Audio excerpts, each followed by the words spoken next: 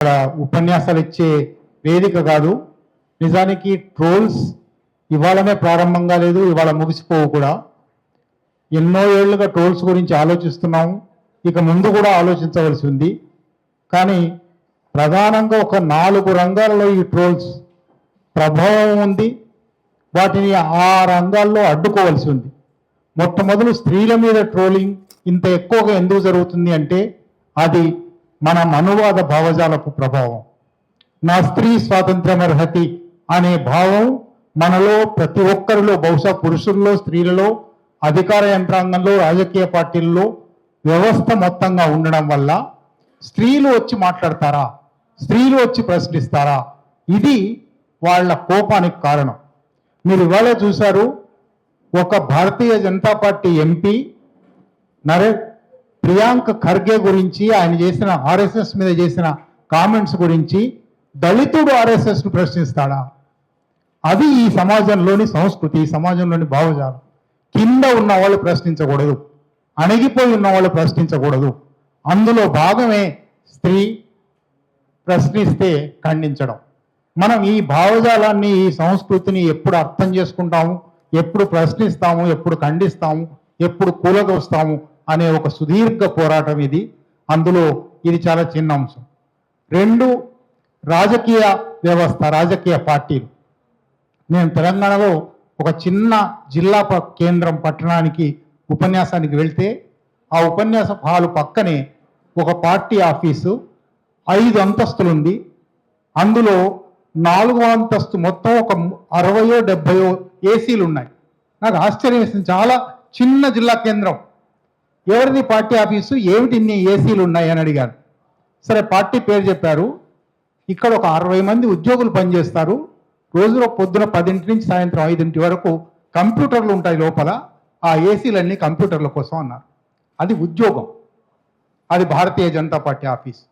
రోజు పొద్దున్న నుంచి సాయంత్రం వరకు 60 మంది ట్రోలర్స్ వచ్చి కూర్చొని ఒక్కొక్క ట్రోలింగ్ చేయడానికి, ఒక తిట్టు తిట్టడానికి చదవనక్కర్లేదు, వాళ్ళు అర్థం చేసుకోనక్కర్లేదు, ఏం వచ్చిందో చెప్పనక్కర్లేదు.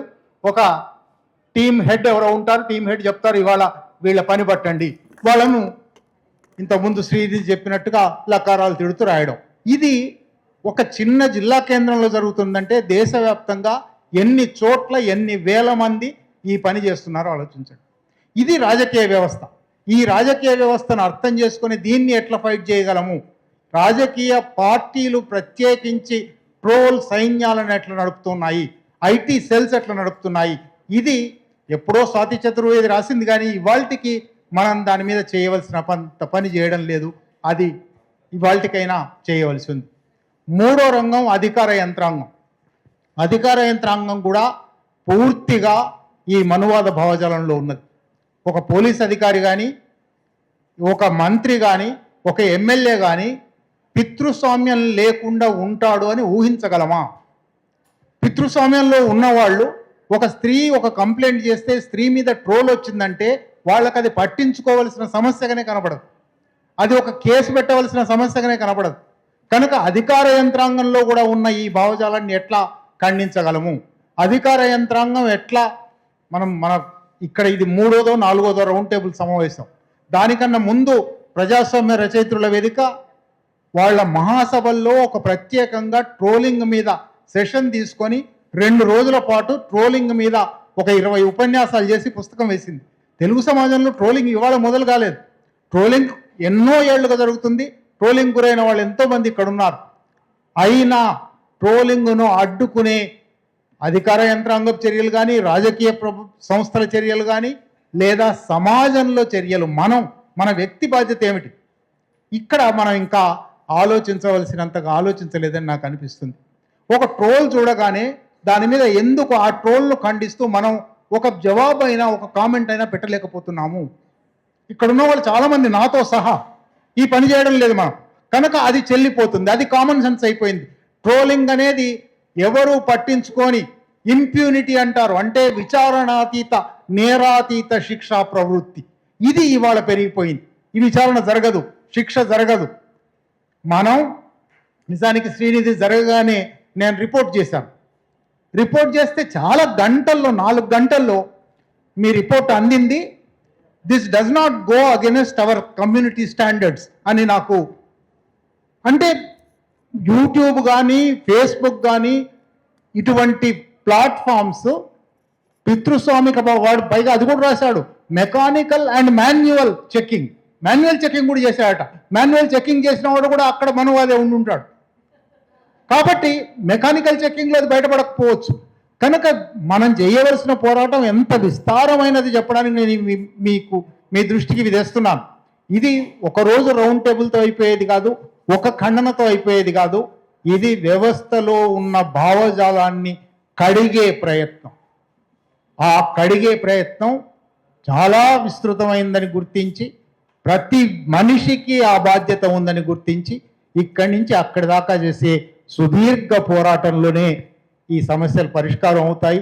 మళ్ళీ ఒకసారి ఆస్మాకు, శ్రీనిధికి సంపూర్ణమైన హృదయపూర్వకమైన మద్దతు తెలుపుతూ, ఇక నుంచి ఇటువంటి ట్రోలింగ్ తెలుగులో జరగకుండా ఏం చేయగలము? రావణ్ చెప్పినట్టుగా ఒక టాస్క్ ఫోర్స్ మనం తయారు చేయగలమా? పట్టుకోగలమా? నిజానికి ఏదో వంశీకృష్ణ అనేదో పేరుంది. వంశీకృష్ణ ఎవడో తెలియదు. వీళ్ళందరూ అసలు మన సైకాలజిస్ట్ చెప్పారు, సోషల్ మీడియాలో ప్రధానమైనది ఏమిటంటే అనోనిమిటీ. నేనెవరో గుర్తుపట్టలేరు.